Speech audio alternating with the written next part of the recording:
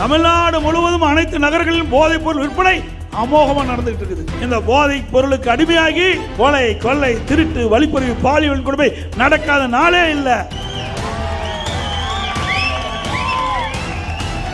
ஒரு பொறுப்பு டிஜிபி போட்டார், அவருக்கு உடல்நல சரியில்லை போய் மருத்துவமனையில் சேர்ந்துட்டார். அதுக்கு ஒரு பொறுப்பு டிஜிபி போடுறாங்க. பொறுப்பு டிஜிபிக்கு பொறுப்பு டிஜிபி போட்ட ஒரே அரசாங்கம் திமுக அரசாங்கம் ஒண்ணுதான். பல பேர் பத்திரமா இருப்பாங்க தேர்தல் நேரத்தில். பல அமைச்சர்கள், பல திமுக காரர்கள் பத்திரமா இருக்க வேண்டிய இடத்துல நிச்சயமா இருப்பாங்க. இன்னைக்கு ஊழல் நிறைந்த கட்சி வாஷிங் மிஷின்ல போட்டா சுத்தமாயிரானு.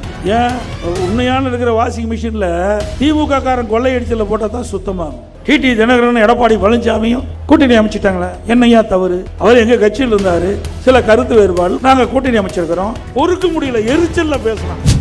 இன்றைக்கு திரு கருணாநிதி இருந்தார், அதுக்கு பிறகு ஸ்டாலின் வந்திருக்காரு. இப்போ உதயநிதி வர்றதுக்கு துடிக்கிறார். சிந்திச்சு பாருங்க. அதுதாங்க வாரிசு அரசியல் நான் சொல்லிட்டு இருக்கிறேன். எம்எல்ஏ ஆக்கினாரு, அப்புறம் அமைச்சர் ஆக்கினாரு, துணை முதலமைச்சர் ஆக்கிட்டாரு. பிறகு இவருக்கு பிறகு இளைஞரணி செயலாளர்னு அவருக்கு ஒரு அடையாளத்தை கொடுத்துட்டார். இதுதாங்க வாரிசு அரசியல்.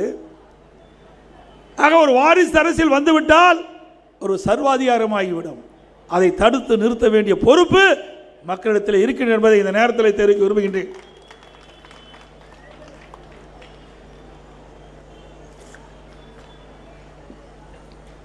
இன்றைக்கு தமிழகத்தில் சென்னையிலிருந்து தமிழ்நாடு முழுவதும் அனைத்து நகர்களிலும் போதைப் பொருள் விற்பனை அமோகமாக நடந்துகிட்டு இருக்குது. நான் சட்டமன்றத்தில் தெளிவாக பேசினேன். திரு ஸ்டாலின் அவர்களே, தமிழகத்தில் போதைப் பொருள் நடமாட்டம் அதிகரித்து விட்டது. இதனால் ஏழைகள் பாதிக்கப்படுறாங்க, மாணவர்கள், இளைஞர்கள் பாதிக்கிறாங்க. பள்ளிக்கு அருகில, கல்லூரிக்கு அருகில இந்த போதைப் பொருள் விற்பனை நடந்து கொண்டிருக்கிறது, தடுத்து நிறுத்துங்கள் என்று எவ்வளவு முறை எடுத்து சொல்லியும் திரு ஸ்டாலினுடைய அரசு செவிசாய்க்கவில்லை. திரு ஸ்டாலின் அவர்களும் கண்டுகொள்ளவில்லை. இன்றைய தினம் இந்த போதைப் பொருளுக்கு அடிமையாகி கொலை, கொள்ளை, திருட்டு, வழிப்பறிவு, பாலியல் கொடுமை நடக்காத நாளே இல்லை. அப்படிப்பட்ட மோசமான ஆட்சி இன்றைக்கு தமிழகத்தில் நிலவிக் கொண்டிருக்கின்றது. அது மட்டுமல்ல,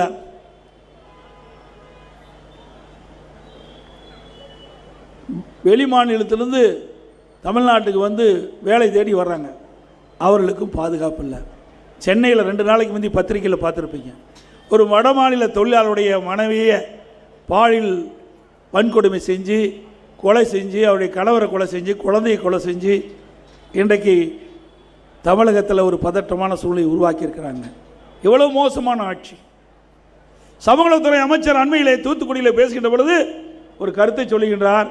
திராவிட முன்னேற்ற கழகம் ஆட்சி அமைந்த பிறகு 6999 போக்சோ சட்டம் பதிவு செய்யப்பட்டதாக சொல்லியிருக்கிறார். அதுக்கு நிவாரணமாக 104 கோடி கொடுக்கப்பட்டதாக ஒரு கருத்தை சொல்லியிருக்கின்றார். அப்படி என்றால் இந்த ஆட்சியில் சட்ட ஒழுங்கு எந்த அளவுக்கு இருக்கிறது நாம் உணர வேண்டும். பெண்களுக்கு பாதுகாப்பு இல்லை, சிறுமிகளுக்கு பாதுகாப்பு இல்லை. போக்சோ சட்டம் என்பது சிறுமியில் வன்கொடுமை, பாலியல் வன்கொடுமை. 6999 சிறுமிகள் இந்த ஆட்சியில் பாதிக்கப்பட்டிருக்கிறாங்க. அப்படிப்பட்ட ஆட்சி தேவையா? சொல்லுங்க, சத்தமா சொன்னா தானே தெரியும். குழந்தைகளுக்கு பாதுகாப்பு இல்லை,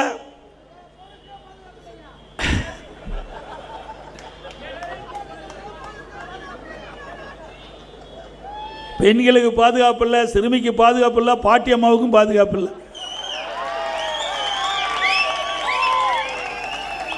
இந்தியாவில் இவ்வளவு மோசமான ஆட்சி எங்கேயும் நடக்கல. இந்த மோசமான ஆட்சிக்கு முடிவு கட்டுவீங்களா? இங்க சொன்னாங்க, தம்பி சொன்னாங்க, திருமதி கனிமொழி அவர்கள் சென்னையில் ஒரு பொதுக்கூட்டம் நடத்தினாங்க. அந்த பொதுக்கூட்டத்துக்கு பெண் காவலர் வந்தாங்க. அந்த பெண் காவலரை 2 பேர் பாலியல் சீண்டல் பண்ணாங்க. அந்த பெண் காவலர் முதல்ல புகார் கொடுக்க போனாங்க, மிரட்டி புகார் கொடுக்காம வச்சுட்டாங்க. இப்படிப்பட்ட ஆட்சி தான் தேவை. தம்பி சொன்னது சரிதான். அதோட கேவலம், இன்றைக்கு ராமநாதபுரம் மாவட்டம்னு நினைக்கிறேன், அங்கே ஒரு காவலர் பெண் காவலருடைய அந்த கழிப்பறையில் அங்கே ஒரு கேமரா வச்சு போட்டோ எடுத்துரு. என்னங்க நாடு! இந்த முதலமைச்சர் இருக்கிறாரா, நாட்டில் இருக்கிறாரா இல்லையானே தெரியல. எவ்வளோ கேவலம்! ஒரு நாட்டு மக்களை பாதுகாக்கக்கூடிய காவலர்கள் இப்படிப்பட்ட தவறான செயலில் ஈடுபடுறான்னு சொன்னால் இந்த ஆட்சியினுடைய நிர்வாகம் சரியில்லை. இன்றைக்கு தமிழகத்தில் டிஜிபி ஓய்வு பெற்றார். ஒரு டிஜிபி ஓய்வு பெறுவதற்கு 3 மாதத்துக்கு முன்பே அந்த மாநில அரசு மத்தியில் யூபிஎஸ்சிக்கு அந்த தகுதியான டிஜிபி பட்டியலை அனுப்பி சட்ட ஒழுங்கு டிஜிபி நியமிப்பது தான் மரபு. அதன் அடிப்படையில் நியமிக்காதே இருந்தாங்க. ஒரு பொதுநல வழக்கு போட்டாங்க. உடனே ஸ்டாலினுடைய அரசாங்கம் 10 பேர் கொண்ட டிஜிபி பட்டியலை மத்திய யூபிஎஸ்சிக்கு அனுப்பிச்சுது. அங்கே கமிட்டியில் 3 பேரை தேர்ந்தெடுத்து மாநில அரசுக்கு அனுப்பிச்சாங்க. மாநில அரசு அந்த 3 பேர் கொண்ட டிஜிபி பட்டியலில் அதில் ஆய்வு செஞ்ச ஒரு தகுதியானவரை சட்ட ஒழுங்கு நிரந்தர சட்ட ஒழுங்கு டிஜிபியை நியமிக்க வேணும். இதில் என்ன கஷ்டம் இருக்குது? ஏன்னா அந்த 3 பேரும் ஸ்டாலின் சொல்வதை கேட்க மாட்டாங்க, பொம்மை முதலமைச்சர் சொல்வதை கேட்க மாட்டாங்க. அதனால் அதை அப்படியே போடாதையே 6 மாத காலத்தை ஓட்டிட்டார். அது மட்டும் இல்லை, ஒரு பொறுப்பு டிஜிபி போட்டார். அவருக்கு உடல்நல சரியில்லைன்னு போய் மருத்துவமனையில் சேர்ந்துட்டார். பிறகு அதுக்கு ஒரு பொறுப்பு டிஜிபி போடுறாங்க. பொறுப்பு டிஜிபிக்கு பொறுப்பு டிஜிபி போட்ட ஒரே அரசாங்கம் திமுக அரசாங்கம் ஒன்று தான். இன்றைக்கு தமிழகத்தில் நிரந்தர சட்ட ஒழுங்கு டிஜிபிக்கு இல்லாத காரணத்தினால இன்றைக்கு தமிழகத்தில் சட்ட ஒழுங்கு சந்தி சிரித்துக் கொண்டிருக்கின்ற காட்சியை நாம் பார்க்கிறோம். இப்படிப்பட்ட அரசாங்கம் தேவைங்களா? இன்றைக்கு உதவி ஆய்வாளர், இன்னைக்கு எஸ்ஐ அந்த தேர்வு நடந்தது. அதில் குளறுபடி என்று பத்திரிகையில் வர செய்தி. அப்போது நம்ம சொன்னோம், ஓய்வு பெற்ற டிஜிபியை அந்த சீருடை பணியாளர் தேர்வாணையத்தை நியமிக்கிறாங்க. நாம் உடனே வழக்கு போட்டோம். ஏற்கனவே பல டிஜிபி இருக்கிறாங்க, அவர்கள் ஒருவரை நியமிங்கள் என்று சொல்லி. அப்படி நியமிக்காத காரணத்தினால ஓய்வு பெற்ற டிஜிபியை அந்த சீருடை பணியாளர் தேர்வாணையத்துக்கு போட்டதுனால குளறுபடி ஆகியிருக்குது. இன்றைய தினம் பத்திரிகையில் வந்திருக்குது. இப்படிப்பட்ட அரசாங்கம் தேவையா?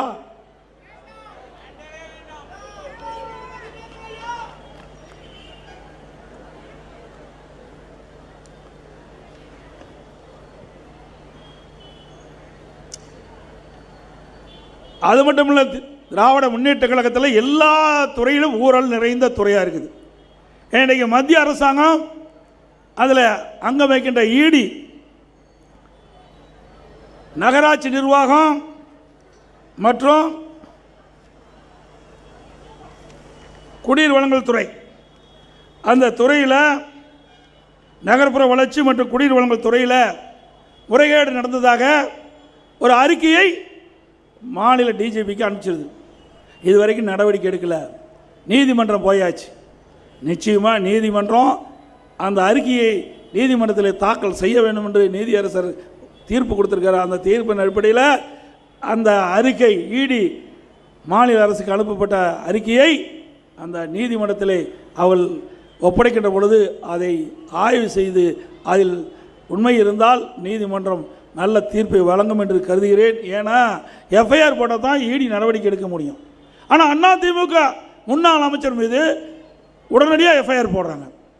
ஆனால் திமுக ஆட்சியில் இருக்கின்ற காலத்தில், அதிகாரத்தில் இருக்கின்ற காலத்தில் அவருடைய இந்த துறையை சேர்ந்த அமைச்சரோ இல்லை அதிகாரிகளோ தவறு செஞ்சால் அந்த இடி ஆதாரத்தோடு அறிக்கை அனுப்பிச்சிருக்குது. அந்த ஆதாரத்தின்படி இதுவரைக்கும் எஃப்ஐஆர் போடல. அது இப்படிப்பட்ட ஊழல் அரசாங்கம் தான் திமுக அரசாங்கம். பல பேர் பத்திரமா இருப்பாங்க தேர்தல் நேரத்தில். பல பேர், பல அமைச்சர்கள், பல திமுக காரர்கள் பத்திரமா இருக்க வேண்டிய இடத்துல நிச்சயமா இருப்பாங்க. இன்னைக்கு டாஸ்மாக் கடை தமிழ்நாட்டில் சுமார் 6000 கடை இருக்குது. 6000 கடையில் ஒரு நாளைக்கு 1.5 கோடி பாட்டில் விற்கிறாங்க. ஒரு பாட்டிலுக்கு 10 ரூபா வசூல் பண்ணாங்களா இல்லையா? அது யார் வசூல் பண்ணது? அவர் இப்போ முன்னாள் அமைச்சர் ஆகிட்டார். ஆனால் முன்னாள் அமைச்சரானாலும் அந்த நிர்வாகத்தை அவர் தாங்க வச்சுட்டு இருக்கார். இப்படிப்பட்ட நிலைமை இந்தியாவில் எங்கேயுமே இல்லை. அது மட்டும் இல்லை, ஒன்று நாளைக்கு 1.5 கோடி பாட்டில், ஒரு பாட்டிலுக்கு 10 ரூபாய்னா 15 கோடிங்க. மாதத்துக்கு 450 கோடி, வருஷத்துக்கு 5400 கோடி, 4 வருஷத்தில் 22,000 கோடி இந்த 10 ரூபா வசூல் செய்தே மேலிடத்துக்கு போயிருக்கிற தகவல். அதையெல்லாம் விசாரித்து தான் டாஸ்மாக் கேஸ் பதிவு பண்ணியிருப்பான்னு எனக்கு கிடைத்த தகவல். இப்படிப்பட்ட ஊழல் நிறைந்த அரசாங்கம் தேவையா? இன்றைக்கு பேசுகிறார் ஸ்டாலின். இன்றைக்கு ஊழல் நிறைந்த கட்சி வாஷிங் மிஷினில் போட்டால் சுத்தமாயிருமா? பாரதிய ஜனதாங்கிற வாஷிங் மிஷினில் போட்டால் சுத்தமாயிரும். ஏன்? உண்மையான இருக்கிற வாஷிங் மிஷினில் திமுக காரன் கொள்ளையடிச்சலில் போட்டால் தான் சுத்தமாகும். அதுக்கு நல்ல வாஷிங் மிஷினாக இருக்கும், நல்ல வாஷிங் மிஷினே நிறுத்திடும். அந்த அளவுக்கு ஊழல் நடந்திருக்குது. எங்களை பற்றி பேசுவதற்கு என்ன அருகதை இருக்குது? கொஞ்சம் ஊழலாக செஞ்சீங்க. நான் ஏற்கனவே குறிப்பிட்டேன், அரிசி பேரூரல், சர்க்கரை பேரூரல், அதுபோல் கோதுமை பேரூரல், பூச்சி மருந்து தெளித்தல் ஊழல், வீரான ஊழல். நீங்கள் சர்க்கரை ஊழலில் அதில் அறிக்கை கொடுத்துருக்குறாங்க திரு கருணாநிதி. அந்த சர்க்கரை மூட்டையில் இருக்கிற சர்க்கரையெல்லாம் எறும்பு சாப்பிட்டுட்டு தான். எறும்பு சாப்பிட்டுட்டுது. அத்தனை மூட்டை சர்க்கரையும் எறும்பு சாப்பிட்டுட்டுது. பிறகு அந்த சர்க்கரை மூட்டையில் இருக்கின்ற சாக்கு பை, கோணி பை இருக்குல்ல, அது கரையாக அரிச்சிட்டுது. எந்த அளவுக்கு நவீன முறையில், விஞ்ஞான முறையில் ஊழல் செய்கின்ற அரசாங்கம் என்று சர்க்காரிய கமிஷனே குறிப்பிட்டு விட்டது. இந்தியாவில் எத்தனையோ மாநிலம் இருக்குது. இதுவரை எந்த மாநிலம் ஊழலுக்காக கலைக்கப்பட்டது கிடையாது. ஊழலுக்காக கலைக்கப்பட்ட ஒரே அரசாங்கம் திமுக அரசாங்கம். திமுக ஊழலில் ஊற்றுக்கான். அதனால தான் பொன்மனச்செம்மல் புரட்சித் தலைவர் எம்ஜிஆர் அவர்கள் இந்த இயக்கத்தை தோற்றுவிக்கின்ற போது தீய சக்தி திமுகவை வீழ்த்த வேண்டும். அதுதான் தாரக மந்திரம். அனைத்து இந்திய அண்ணா திராவிட முன்னேற்ற தாரக மந்திரமே அதுதான். வருகின்ற சட்டமன்ற தேர்தலில் தீய சக்தி திமுகவை வீழ்த்துவீங்களா? இன்றைக்கு பல பேர் நம்ம கூட்டணி அமைச்ச பிறகு சொல்றாங்க, ஏன் டிடி தினகரன் எடப்பாடி பழனிசாமியும் கூட்டணி அமைச்சிட்டாங்களே, என்னையா தவறு? அவர் எங்கள் கட்சியில் இருந்தார், சில கருத்து வேறுபாடு பிரிஞ்சு தனி கட்சி ஆரம்பிச்சிட்டாரு. இப்போ நாங்கள் கூட்டணி அமைச்சிருக்கிறோம், ஒற்றுமையாக இருக்கிறோம், தேர்தலில் சந்திப்போம். அவரும் அதிமுகவில் இருந்தார். இப்போ மீண்டும் அம்மாவுடைய அரசு அமைக்க வேண்டும். இன்றைக்கு தீய சக்தி திமுகவை வீழ்த்தி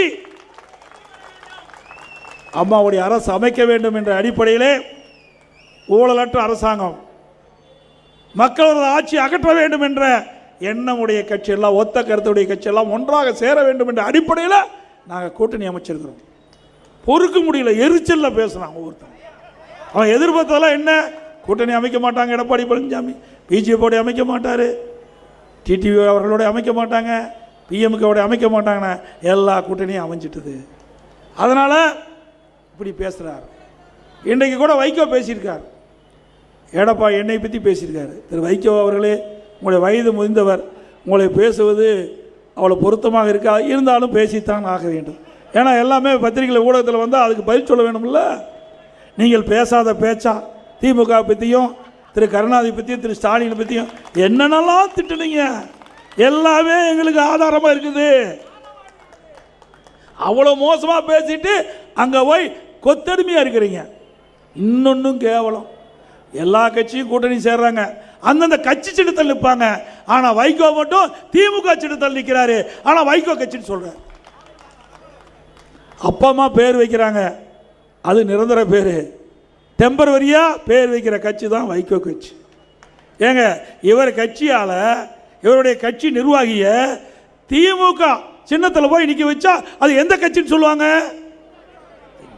அதுவும் எந்த கட்சியில் போட்டிட்டாலும் அந்த உறுப்பினர் அட்டை இருக்க வேணும். இந்த வைகோ அவருடைய கட்சியில் இருக்கின்றவர்கள் திமுகவோட கூட்டணி வச்சு திமுக சின்னத்தில்னா திமுக உறுப்பினர் அட்டை பெற்றிருந்தால் தான் அது செல்லும். இப்பெல்லாம் வச்சுக்கிட்டு எங்களை பற்றி விமர்சனம் செய்கிறீங்களே. உங்களுடைய மகன் அவர்கள் நாடாளுமன்ற தேர்தலில் திருச்சியில் எப்படியெல்லாம் அழுதார் நாட்டு மக்களுக்கே தெரியும்.